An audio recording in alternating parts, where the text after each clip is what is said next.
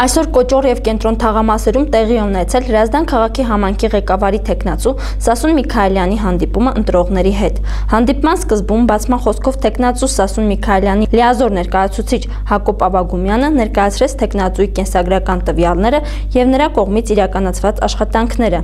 Համայնքի ղեկավարի թեկնածու Սասուն Միքայելյանի նախընտրական հանդիպման ընթացքում ելույթներ ունեցան Կոճոր և Կենտրոն թաղամասերի մի շարք բնակիչներ, որոնք դրվատանքի խոսքեր ուղղեցին Սասուն Միքայելյանի անձի և գործունեության վերաբերյալ։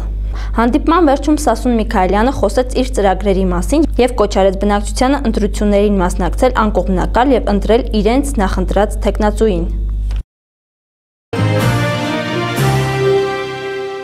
Այսօր քաղաքի Կենտրոն թաղամասի ընտրողների հետ հանդիպում է ունեցել Հրազդանի քաղաքային համայնքի ղեկավարի թեկնածու Արամ Դանիելյանը։ Արամ Դանիելյանը ներկայացրել է իր կողմից վերջին 10 տարիների ընթացքում քաղաքում իրականացված աշխատանքների հիմնական ուղղությունները, համայնքային ենթակառուցվածքներում իրականացված գործընթացներն ու առաջիկա 4 տարիների համար նախատեսված ծրագրերը։ Հրազդանի քաղաքային համայնքի ղեկավարի թեկնածու Արամ Դանիելյանը պատասխանել է նաև ընտրողների հարցերին, որոնք հիմնականում վերաբերվել են համայնքային տարբեր բնակավարերում առաջիկա տարիներին նախատեսված աշխատանքներին։ Հրազդանի քաղաքային համայնքի ղեկավարի թեկնածու Արամ Դանիելյանի հանդիպման ընթացքում եղան նրա թեկնածությունը պաշտպանող ելույթներ։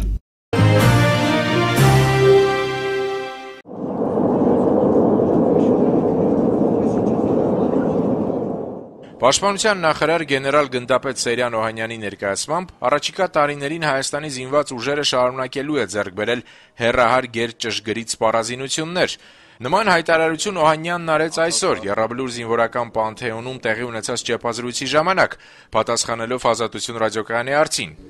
Վերջին տարիներին մենք սպառազինությունների ձեռքբերմամբ ավելացնում ենք մեր մարտական կարողությունները։ Ամենակարևորն այն է, որ մեր բարեփոխումների հիմնական ուղղություններից մեկը դա ռազմավարական պլանավորման անցնելն է, որի մեջ նաև սպառազինության և ռազմական տեխնիկայի զարգացման ծրագիրն է։ Այդ զարգացման ծրագրի համաձայն յուրաքանչյուր տարի մինչև 2015 թվականը մենք ձեռք ենք բերելու նոր սպառազինություններ, որոնք որ լինելու են հեռահար, գերճշգրիտ, այսինքն լուծելու են այն խնդիրները, որ դրված է բանակի առջև։ Պաշտպանության նախարարը նաև տեղեկացրեց, թե Հայաստանի ռազմաարդյունաբերական համալիրի զարգացումը ներկայում կառավարությունը համարում է գերակա խնդիր և այդ ուղղությամբ քայլերն արդեն ընթացքի մեջ են։ Անցած տարի Անվտանգության խորհրդում հաստատվեց Հայաստանի Հանրապետության ռազմաարդյունաբերության հայեցակարգը, որի շրջանակներում միջոցառումների մեծ ծրագիր է նախատեսված 2012 թվականը այն գերակա խնդիր է համարվում Հայաստանի Հանրապետության կառավարության համար եւ այն կամաց-կամաց մենք իրականացնելու ենք։ Հայաստանի զինված ուժերի գլխավոր շտաբի պետ գեներալ գնդապետ Յուրի Խաչատուրովը այսօր լրագրողների հետ ճեպազրույցի ընթացքում նույնպես անդրադարձավ հայկական բանակի սպառազինության արդիականացմանը, մասնավորապես նշելով, թե ներկայում սպառազինության թարմացումը շարունակվում է։ Խաչատուրովը նաև ասաց, թե ծրագրեր կան սպառազինության ավելացման ուղղությամբ, չմանրամասնելով սակայն, թե սպառազինության ինչ տեսակի ու քանակի մասին է խոսքը։ Գլխավոր շտաբի պետը շարունակեց. Շատ ուրախ եմ, որ 20 տարի անցել է ու մենք ինչ որ ունենք, պահում ենք մինչև հիմա, ու լավ ենք պահում։ Մենք փոխվել ենք, մենք շատ պինդ բանակ ենք դարել, մեր մոտ շատ նոր զնամթեր կա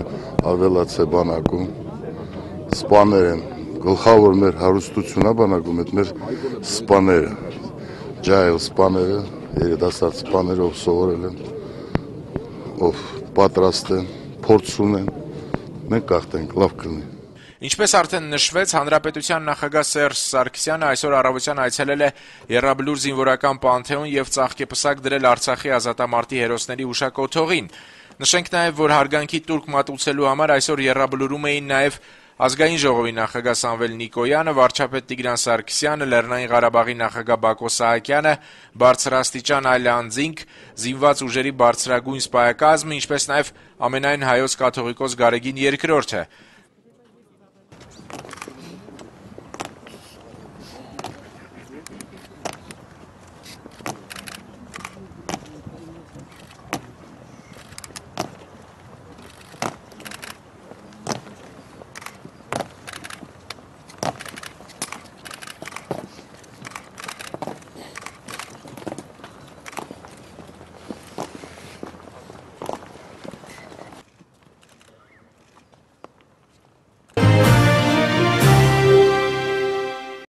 Հայոց Արամեարքայի զինվորները բոլորին դիմավորեցին Կարեն Դեմիրճյանի անվան մարզահամերգային համալիրի մոտ եւ ուղեկցեցին մինչեւ մեր օրեր։ Հայ զինվորն իր սկզբանե իր հաղթանակներն արձանագրել է ազնիվ պայքարում, ապավինելով իր բազկի ուժին։ Կիլիկիայի նավերը խորհրդանշում էին մեր պետականության վերականգնումը։ Սասունցիները հենց այսպես էին պայքարել թուրքական լծի դեմ։ Հայ զինվորն իր արիությունը ցույց տվեց նաեւ հայրենական մեծ պատերազմի ընթացքում։ Իսկ այսօր արդեն մեծ հպարտությամբ պաշտպանում է անկախ Հայաստանի եւ ազատագրված Արցախի սահմանները։ Հայոց բանակի 20-ամյակի առիթով հայ զինվորի անցած ուղին ներկայացվեց «Ես եմ հայրենիքից զինվորը» տոնական ծրագրում։ Հայաստանի Հանրապետության եւ Արցախի Հանրապետությունների ղեկավարների, հոգեվոր առաջնորդների, բարձրաստիճան պաշտոնյաների եւ զինվորականների մասնակցությամբ ներկաներին ողջունեց Հայաստանի պաշտպանության նախարար Սեյրան Օհանյանը, չթաքցնելով իր երկակի ապրումները։ Մերձ ժպիտով մերթ արցունքով է հիշում շուրջ 2 տասնամյակների վաղեմության իրադարձությունները, ընկերների եւ մտերիմների կորուստ եւ միաժամանակ հերոսական դրվագներ։ Նախարարը հիշեցրեց. հայոց բանակը ստեղծվեց պետական քաղաքական համակարգի փոփոխության, դաժան պատերազմի, աղետալի երկրաշարժի հետևանքների վերացման ու շրջափակման պայմաններում։ Մեր զինված ուժերը ստիպված էին հաղթահարել ծանրագույն փորձություններ, սակայն իր նվիրյալների շնորհիվ այսօր իր գոյության 3-րդ տասնամյակն է ոտք դնում։ Սեյրան Օհանյանը վստահեցրեց, որ այսօր մեր բանակն իսկապես տարածաշրջանում ամենամարտունակն է եւ պատրաստ է ցանկացած մարտահրավերի։ Նախարարի խոսքին հաջորդեց տոնական շքերթը։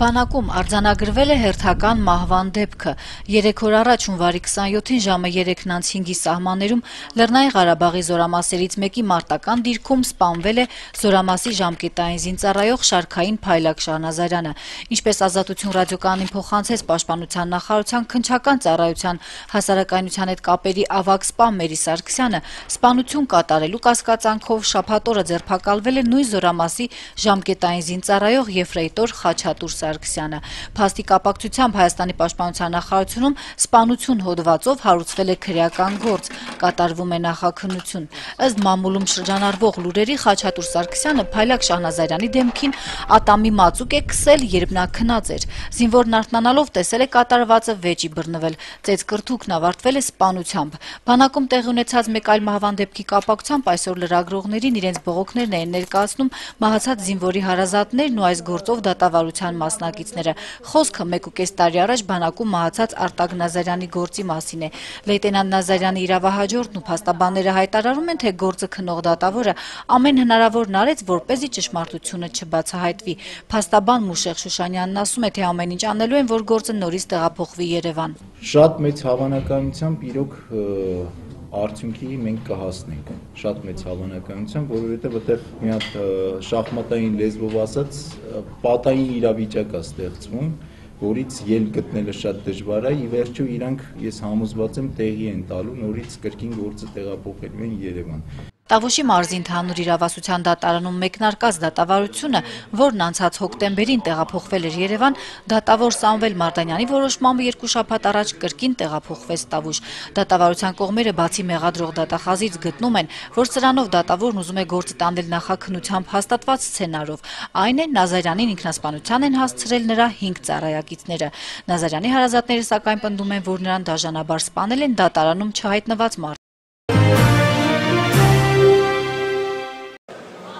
Հայաստանի բռնցքամարտի այս տարվա առաջնությունը մեղմ ասած հարց չընթացավ։ Տղամարդկանց 49 կիլոգրամ քաշայինների եզրափակիչ մարտից հետո տարաձայնություններ առաջացան բռնցքամարտիկների երկրպագուների միջև, որը վերածվեց ծեսկրտուկի։ Կրքերը հանդարտվել են միայն ոստիկանների միջամտությամբ։ Բոլոր դեպքերում պետք է մեր ուշադրությունը ֆեդերացիայի դարձնենք, որ տեղերում դաստիարակչական աշխատանք շատ տանեն, որ չլինեն դեպքեր, որը վայել չի հայկական բռնցքամարտին։ Բարեբախտաբար առաջնությունը շարունակվեց եւ ոսկե մեդալներ խաղարկվեցին տղամարդկանց 10 քաշային եւ կանանց 4 քաշային կարգերում։ Հայաստանի 2012 թվականի չեմպիոն դարձավ նաեւ Կաշվե ձեռնոցի մեր լավագույն վարպետներից աշխարհի գավաթակիր Անդրանիկ Հակոբյանը, որը արդեն 8-րդ անգամ բարձրացավ պատվո պատվանդանի առաջին աստիճանին։